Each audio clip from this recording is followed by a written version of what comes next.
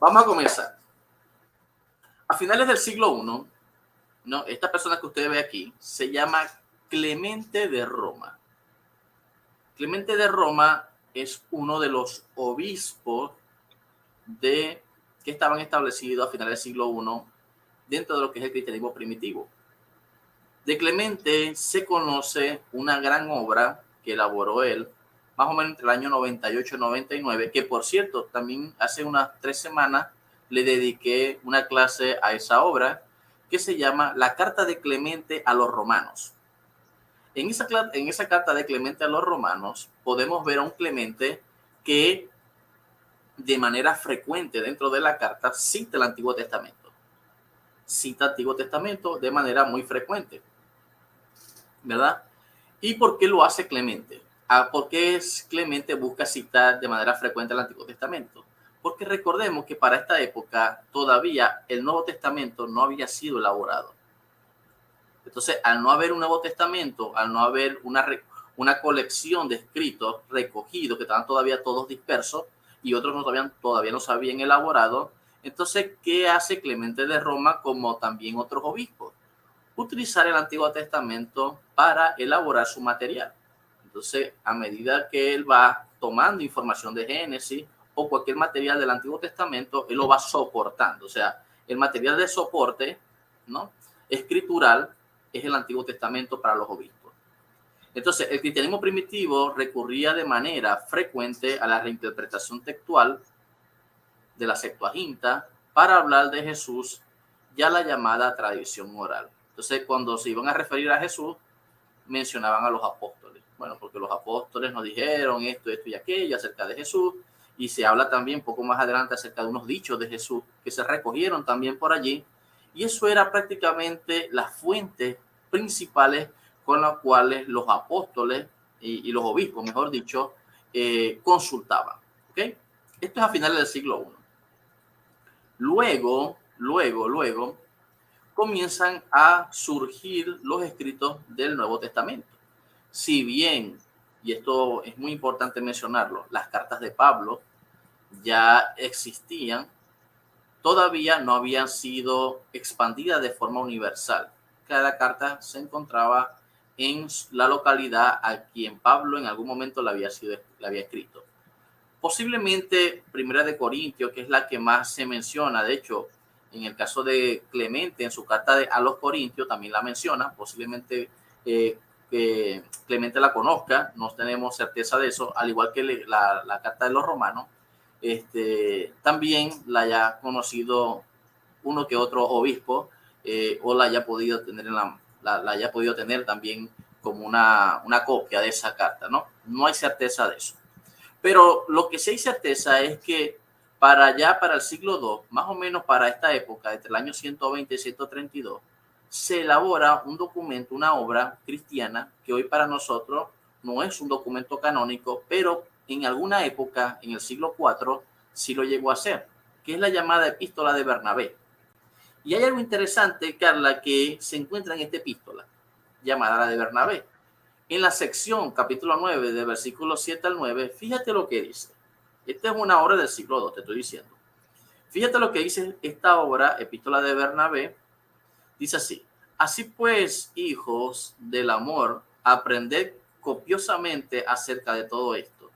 Abraham, que fue el primero en practicar la circuncisión, circuncidó a los de su casa, mirando anticipadamente en espíritu hacia Jesús. Fíjate, ¿no? Ajá. Tomando los símbolos de 3 letras. Eso lo dice la misma carta. Dice, en efecto, la escritura: y circuncidó a Abraham de su casa a 318 hombres. Ahora bien, ¿cuál es el conocimiento que le fue dado? Atender que poner primero los 18 y echa una pausa los 300.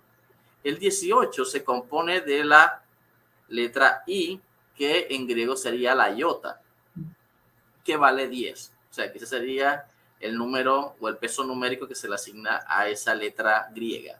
Y después dice, y la otra letra que aparece ahí, que es la eta, que aparece una H aquí, dice que representa 8. Y aquí lo podemos también ver en esta parte aquí superior. Yo le coloqué aquí que dice que la iota pesa 10, su peso numérico es 10, y la eta, su peso numérico es 8, o sea, serían 18, ¿no? Y después dice, ¿qué representa el 8? Ahí tienes el nombre de Jesús. ¿Por qué? ¿Qué es lo que hace este autor? Lo que hace es que las dos primeras letras, en este caso, como se escribe el nombre de Jesús, la toma, y lo que él intenta hacer a través de este recurso es como una especie de nómina sacra o de nombre sagrado. Toma las dos primeras letras y decir, bueno, con la iota y la eta, allí está representado el nombre de Jesús a través del número 18. O sea, utiliza una especie de gematría o recurso mnemotécnico. Pero fíjate también lo que él hace. Dice, más como la cruz había de tener la gracia en la figura de la taf, ¿no? La tau, en griego, que pesa 300, entonces dice, también los 300, o sea, representarán, como decir, la cruz, pues. Y de aquí, fíjate, de este recurso, con estos números, él puede construir una reinterpretación para hacer mención a la cruz de Cristo en el Antiguo Testamento con el número 300, basándose en el recurso mnemotécnico de sustituir la letra por número y utilizando las dos primeras letras y decir que allí Jesús aparece también en el Antiguo Testamento. Esto no es extraño. Esto lo hacen los cristianos cuando todavía los evangelios no habían todavía circulado de manera universal. Sabemos que el evangelio de Mateo fue uno de los primeros que comenzó a circular, pero fíjense que esta información está circulando de una manera totalmente distinta. Entonces, este es el recurso que los cristianos primitivos utilizaban. O utilizaban la Septuaginta o buscaban la manera o la forma de generar un recurso mnemotécnico de manera tal de que Jesús apareciese en el Antiguo Testamento. ¿Ok? Y aquí a cambiar lámina. Así que el cristianismo primitivo recurría a este recurso mnemotécnico y alegórico también para poder explicar la idea de Jesús en el Antiguo Testamento. Vimos ese ejemplo ahí en el llamado la epístola de Bernabé. Ahora, fíjense este detalle. Dice así, una vez que se comienza o que comienzan a surgir los escritos del Nuevo Testamento, como los evangelios a finales del siglo I, estos textos originalmente, y esto es importante mencionarlo, no traían citas del Antiguo Testamento. Los documentos llamados evangelios originalmente no traían citas del Antiguo Testamento.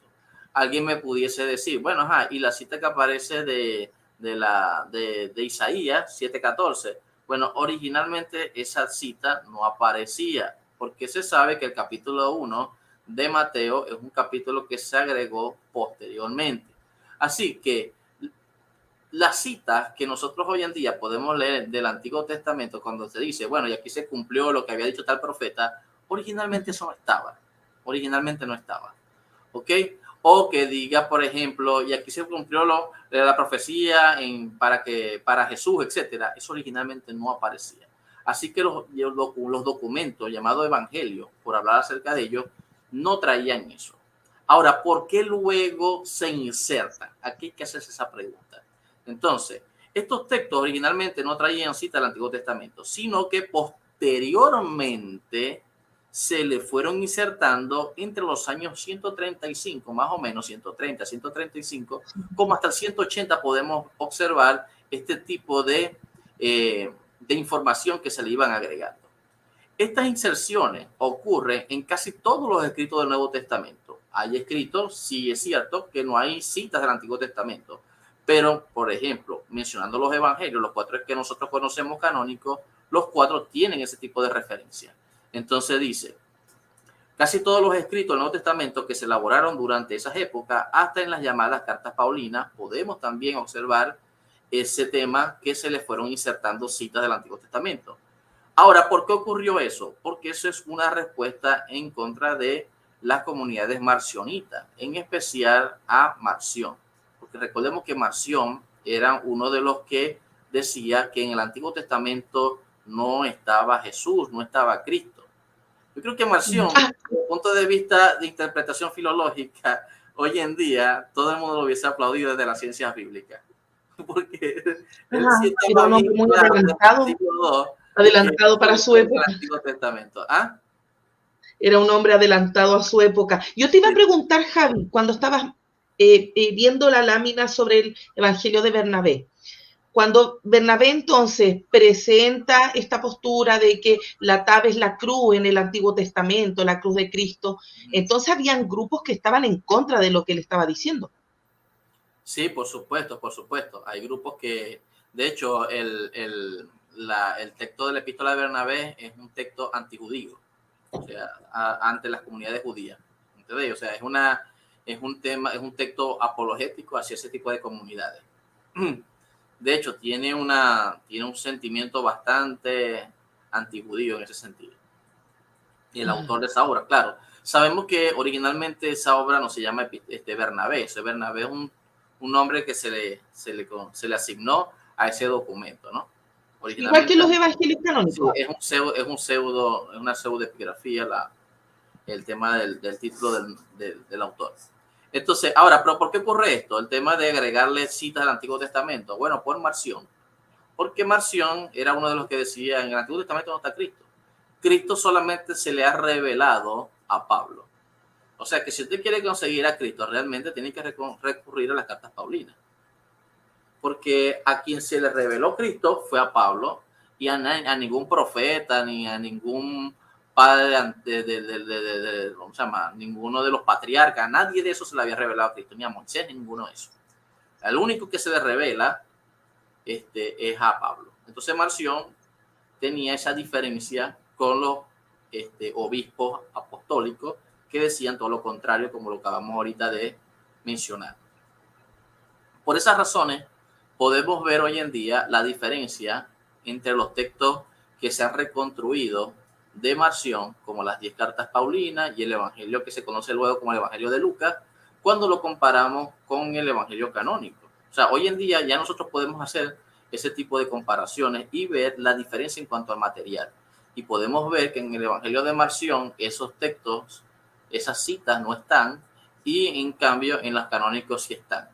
¿Cuál podrían ser las razones? Obviamente que la posición canónica de los obispos es tratar de insertar información para ir en contra de la teología que Marción había propuesto, de no querer vincular Antiguo Testamento con Nuevo Testamento. Marción estaba muy claro. Él decía, no podemos vincular Antiguo Testamento con Nuevo Testamento. Y en el Evangelio de Lucas hay algo bastante interesante que yo se los voy a mostrar ahorita. Fíjate este detalle. En el Evangelio de Lucas, capítulo 5, versículo 36, fíjate lo que dice. Dice así. Les dijo también una parábola. Recordemos que el Evangelio de Lucas lo tiene Marción, solo que en Marción no se llama Evangelio de Lucas, se llama el Evangelión. Lucas es un título de un nombre que se le asignó luego a ese documento que Marción tenía. Cuando después que Marción muere, se le asigna ese nombre de Lucas a este documento. Ahora, fíjense lo que dice. Dice así, les dijo también una parábola. Nadie corta un pedazo de un vestido nuevo, refiriéndose al Nuevo Testamento, y lo pone en un vestido viejo, refiriéndose al Antiguo Testamento. Pues si lo hace, no solamente rompe el nuevo, sino que el remiendo sacado de él no armoniza con el viejo. ¿Qué es lo que hacen hoy los cristianos? Buscar armonizar el nuevo con el antiguo.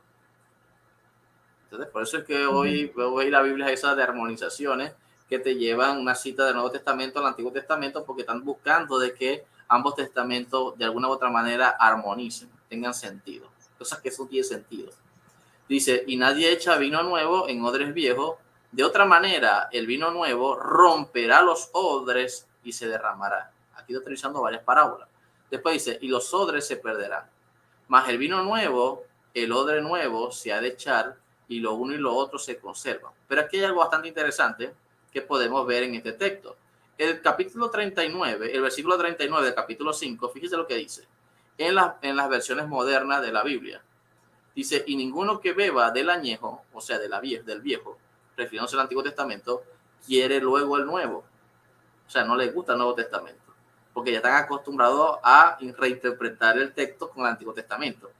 Porque dice, el añejo es mejor que el nuevo que proponía Marción.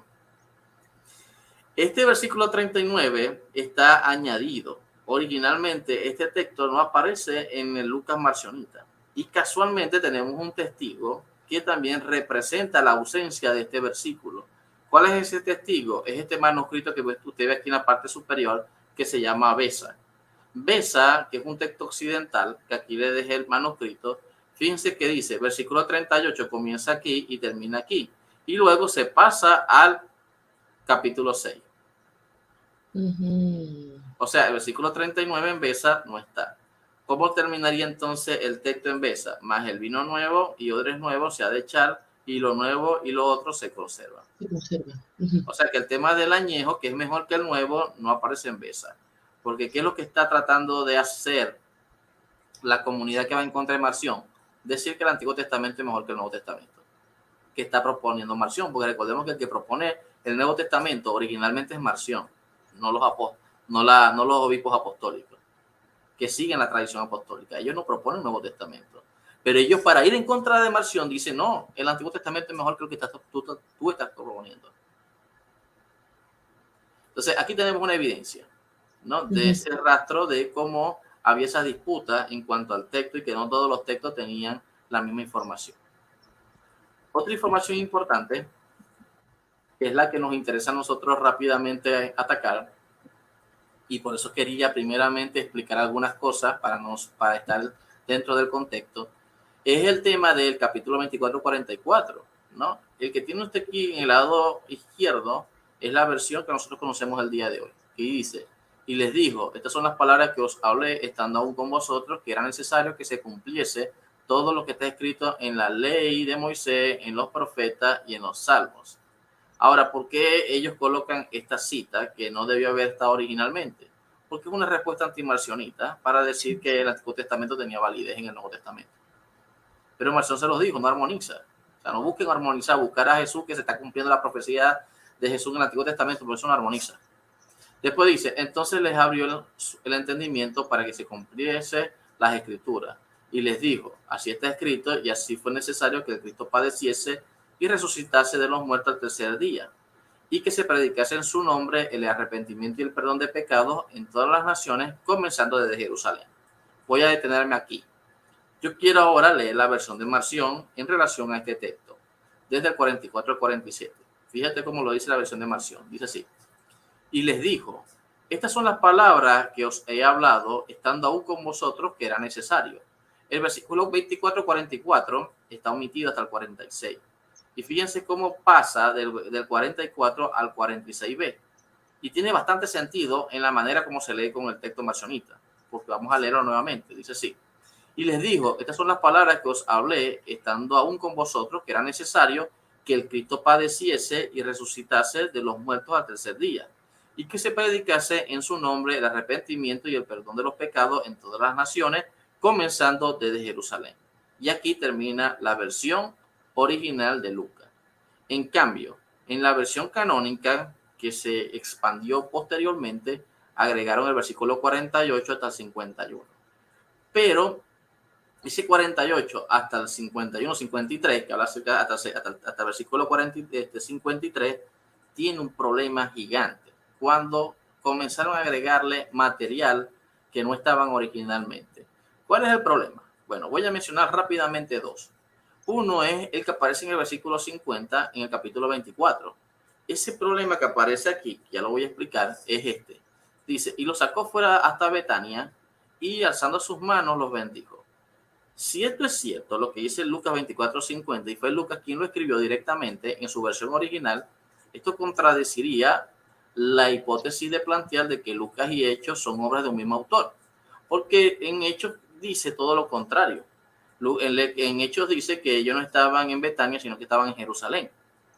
Y también hay un tema allí, porque cuando ocurre el tema de la ascensión, leemos en el capítulo 24:51, también nos va a chocar con el capítulo 1 de Hechos, que es que en Hechos, fíjense que Jesús tuvo 40 días, si supuestamente Hechos y Lucas es una obra de un mismo autor, entonces hay una doble ascensión, la que aparece en Lucas 24:51, donde dice, y aconteció que bendiciéndolo se separó de ellos y fue llevado arriba, ¿verdad? Y después dice, y fue llevado arriba, disculpe, al cielo. Esto contradice Hechos capítulo 1, porque en Hechos capítulo 1 Jesús todavía no había ascendido. Entonces, ¿cómo es que haciendo en el 24:51 y cuando nosotros vamos a Hechos capítulo 1, que es una obra supuestamente del mismo autor, Jesús todavía no ha ascendido.